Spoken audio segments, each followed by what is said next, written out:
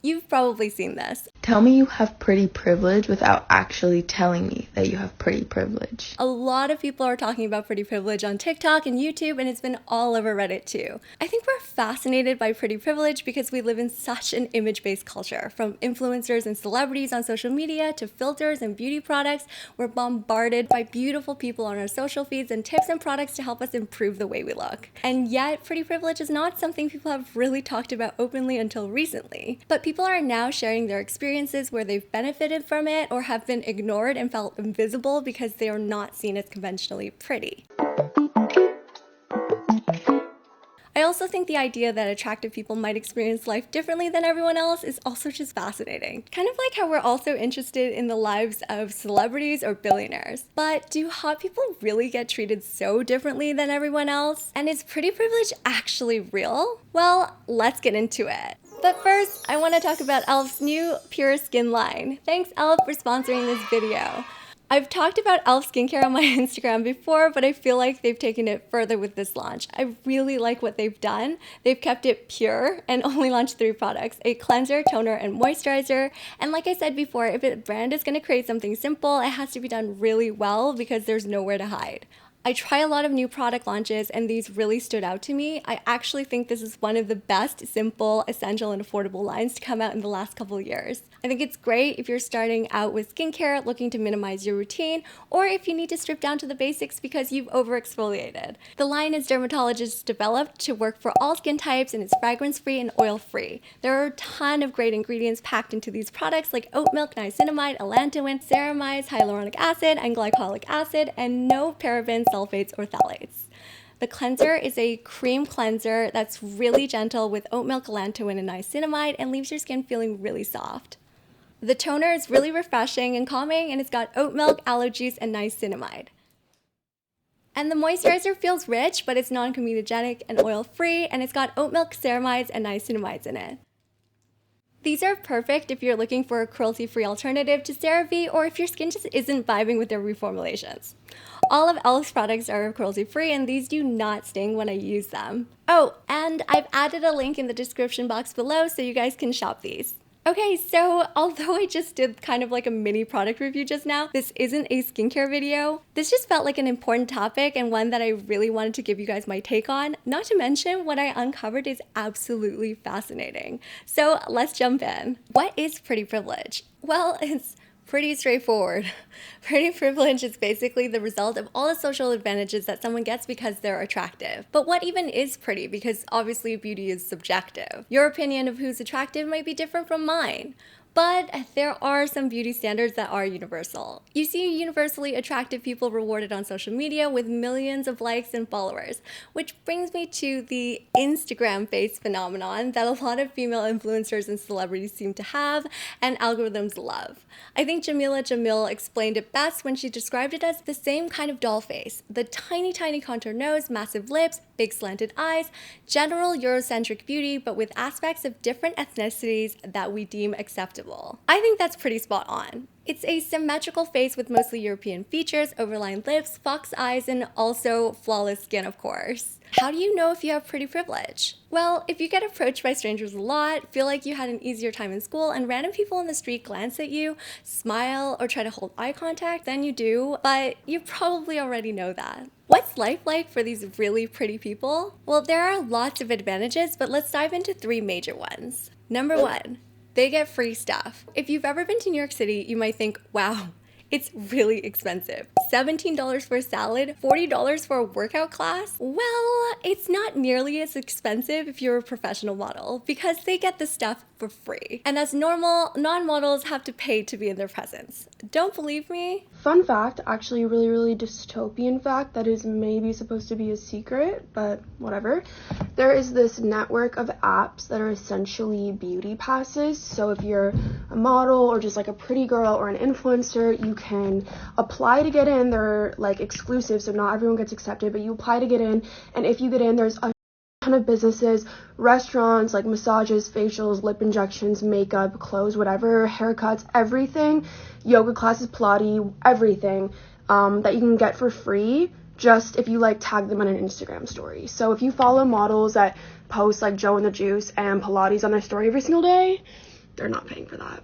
I can't believe it's enough of a thing that there are multiple apps connecting models to these free perks. Number 2, dating is easier. Have you ever been on Tinder and wondered how much easier it must be for hot people? Well, you might be onto something. Let me explain. A few years ago, Fast Company reported that Tinder was ranking people based on an e.l.f. score to rank their desirability. e.l.f. ranking systems are mostly used to rank skill levels for players in matchmaking games like chess and League of Legends. It supposedly helped to create better matches. The idea was if it showed you people with more compatible scores or a similar score to yours, it could potentially help you get more dates. In chess, if you beat someone much higher ranked than you, your own ranking gets a huge boost. On Tinder, if someone really desirable swiped right on you, it would increase your desirability score by a lot. If you are super desirable, you got the chance to match with other really desirable people. It kind of makes sense, right? Except on Tinder, unlike chess, the ranking is based on your desirability and not your skill. And let's face it, desirability on a platform like Tinder, where your photos take up most of the screen, pretty much just means hot. It kind of reminds me of that cringy site Hot or Not from the early days of the internet. Each Tinder swipe on your profile is basically a vote for if you're hot or not. So did this score actually help your chances of finding a date? Well, a Medium user did a really thorough data analysis of the early Tinder economy and found that if you're a straight guy, unless you're in the upper echelons of attractive straight guys on Tinder, it was unlikely you'd have any success using it, and that you'd have much better luck just going to a bar or joining a co-ed recreational sport instead. And also, can we talk about the fact that Tinder was forming an internal ranking of us and collecting this kind of data on how attractive we are this whole time? That's pretty scary, right? I mean, I feel like it could be the start of a Black Mirror episode. Tinder got a lot of heat for it when the e.l.f. ranking system was exposed, so much so that they announced through a big blog post in 2019 that they were getting rid of it and had replaced it with a completely different kind of matchmaking system. Allegedly. Why allegedly? Well, I bet they probably still collect that information on you. They just might not use it to inform their matchmaking algorithm, but one thing definitely hasn't changed, and that's the fact that they're still keeping track of who's desirable and who's hot. What do I mean? Well, Tinder launched top picks in 2018. And what are these top picks? Well, they're basically hot people, and if you want to see who they are or even have a chance at connecting with them, you have to pay. So Tinder is literally locking up all these hot people behind a paywall. It seems like they figured out a way to make money on the fact that we all want to date attractive people. And it's not just Tinder. Other dating apps do this too. Even Hinge, the dating app that's designed to be deleted, has a feature called standouts. And these standouts, yup, you guessed it, they're all hot. I can't believe they seem to get away with charging normal people to potentially connect with hot people. It just shows how much easier it is for hot people to find dates. The thing that's crazy and makes me wonder about the future of dating, since dating apps aren't going away anytime soon, is that these rules about attractiveness are being codified into an app. I mean, wasn't the original idea of these apps to democratize dating? Wasn't it about the fact that you could meet lots of people super quickly and make dating easier? It seems like now it's more about making sure you stay in your own league unless you have the money to pay up. Oof. Okay, now it really feels like we're in an episode of Black Mirror. Except we're not, and it's real life. Number 3, lighter penalties for breaking the law. Even with all that said, the fact that pretty people get free stuff and have an easier time dating isn't super shocking. So let's get a little deeper and talk about pretty privilege and the criminal justice system. A few weeks ago, there was a really interesting discussion on the Ask Reddit subreddit, and this comment really stuck out to me. My attractive coworker and I were stopped on the same day by the same trooper for speeding. I'm a fugly dude. She's a 10 out of 10 knockout. I was doing 81 miles per hour in a 70 zone and got a ticket. She was doing 86 miles an hour in a 70 zone, and the trooper gave her a warning. So he gets a ticket for doing 11 over, and she goes 16 over and gets away with just a warning. Same trooper on the same day. How much more unfair does it get than that? The crazy thing is that this effect is systemic. There is evidence that attractive people get lighter sentences from judges, and the results from 2 studies I found are pretty shocking. One study of over 2,000 criminals found that there was a huge difference in misdemeanor fines depending on how attractive the criminals were. So judges fined unattractive criminals way more than attractive ones. How much more? Well, if we look at minor misdemeanors, the least attractive people got fined 225% more than the most attractive people. So if you're going to commit a minor crime, you'll save a lot more on fines if you're really good looking. Which got me thinking, why don't celebrities commit more crimes? Oh, wait. So what about more serious crimes like felonies? There's way less information out there on this, but I did find 2 Pennsylvania studies that showed attractive criminals got less prison time. One compared the average prison sentence for unattractive criminals versus highly attractive criminals and found that there was a huge difference. Unattractive criminals were sentenced to 4 years on average, while highly attractive criminals only got 1.9 years on average. Speaking of attractive felons, there was Jeremy Meeks. But you might remember him as the hot felon. He was a California gang member arrested on federal charges for possession of firearm and grand theft. The police posted his mugshot on Facebook in 2014, which was something they did routinely, but this time it became an instant meme. Within 24 hours, there were 15,000 likes on that mugshot, and a couple days later, hashtag Felon Crush Friday was trending on Twitter. There was a GoFundMe page to raise money for his bail, and donation posts had marriage proposals like $5, marry me? He was indicted and sentenced to 27 years in jail, but managed to serve only 13 months. What's amazing is his career and life after he got released. He's walked the runway for Philip Plein, appeared on the cover of fashion magazines like e.l.f, acted in a film for BET+, and even had a child with Chloe Green, the billionaire Philip Green's daughter. I can't believe this was the result of a single photo, a mugshot.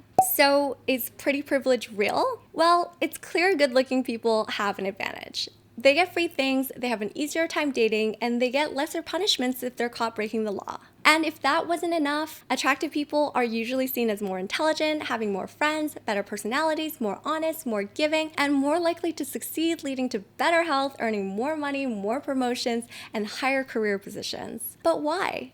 Why are we treating attractive people differently? Are we all just shallow? Well, when we meet someone good looking, we automatically assume that they are also smart and successful, just because they're good looking, even if we don't know that for sure. There's something called the halo effect, or the bias that if someone's attractive, they must have other good qualities too. It's a cognitive bias, so you might not even be aware of it. The reverse also exists, and it's called the horns effect. That's where we automatically make negative judgments about less attractive people. And unfortunately, this kind of discrimination based on someone's appearance isn't a new thing. Before pretty privilege, there was lookism. It's another source of privilege or discrimination we should be aware of. But the truth is, even if we're aware of it, we're still not necessarily immune, no matter what we tell ourselves. And that brings me to the dark side of pretty privilege, when people exploit their good looks and the halo effect to get away with horrible things. And that brings me to the story of Ted Bundy. Okay, so this guy was a serial killer in the 70s. He specifically targeted young women and did horrible things to them before he killed them. He confessed to killing at least 30 people, and his youngest known victim was only 12 years old. He was a monster. So when Zac Efron, teen heartthrob from Disney's High School Musical and now Baywatch star, was cast to play him in Netflix's extremely wicked, shockingly evil and vile, you can understand why some people were upset. People on Twitter were talking about how Zac Efron playing him would make people fall in love with a serial killer. But that concern is nothing new. Ted Bundy actually was an attractive, college-educated, and charismatic man.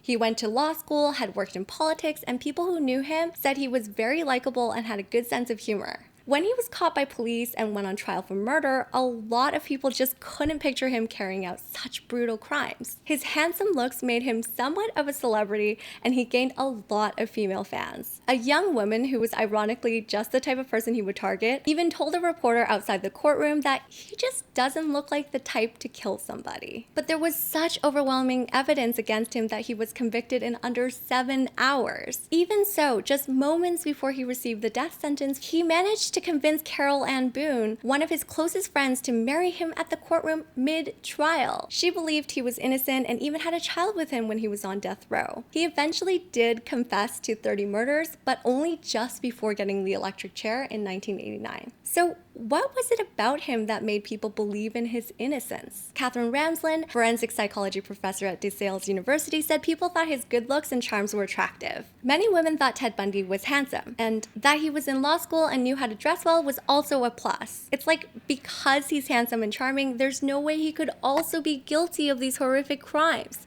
as if someone good looking can't also be a bad person. He exploited that and lured young women specifically to win their trust and to win society society's trust. People think that's why he got away for so long and was able to commit so many murders. There was also a more recent case in 2011 where a very attractive 22-year-old single mother named Casey Anthony might have gotten away with murdering her daughter Kaylee. Kaylee's 2-year-old daughter was reported missing. During police questioning, Casey fabricated a web of lies to cover up for the disappearance. Facebook photos of her partying around town and her lack of emotion during the interviews fueled first-degree murder charges. There was overwhelming evidence against her at the trial, but somehow she pulled off a not guilty verdict. It was so shocking that people following it on the news were outraged. Experts wondered how the jury could have possibly returned a not guilty verdict, but there is a possible explanation. The fact that she was attractive could have played a big role in how she was viewed by the jury and could have led them to be more lenient towards her and believe her side of the story,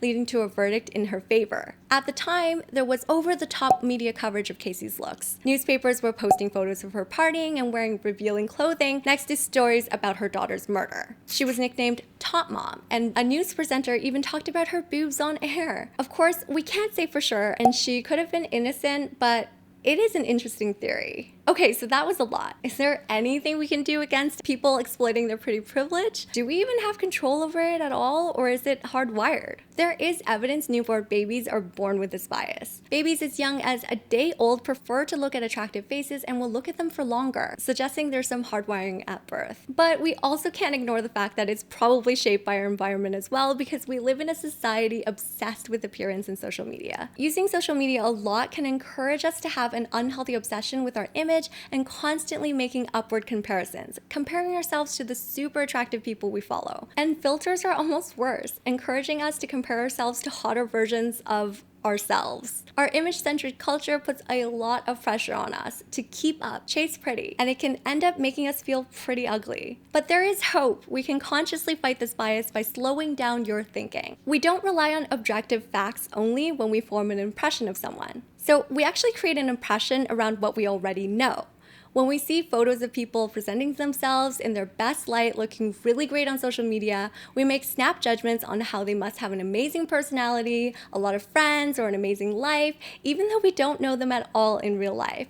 And we're making these assumptions based on a photo we see or a 15-second video we've watched of them. To help slow down your thinking, you can try creating 2 possible first impressions of someone. I actually think this could be a really good idea to try out if you're on a dating app. Okay, so where does that leave us? And what does pretty privilege mean for you? What if you don't have it? So, of course, it sucks that people can cheat their way through life by relying on their good looks. But how much do looks really matter in the end? Looks will fade, and cheating only gets you so far. Okay, so that sounds cheesy, but there are other things that are so much more important. Putting a lot of energy into improving your looks can get exhausting and can also be bad for your self-esteem. So try and focus on things that really matter to you and make you happy, like being a good person, letting your personality shine, and spending time having fun with your friends and family and enjoying your life. And if you do have pretty privilege, don't feel guilty about it. You didn't create the system after all. But you should recognize it if you are privileged and don't abuse it to hurt other people. Alright, that's it from me. Thanks so much for watching. Now, I want to know what you guys think. Did you like this video? What are your thoughts on pretty privilege? Is it real or is it not?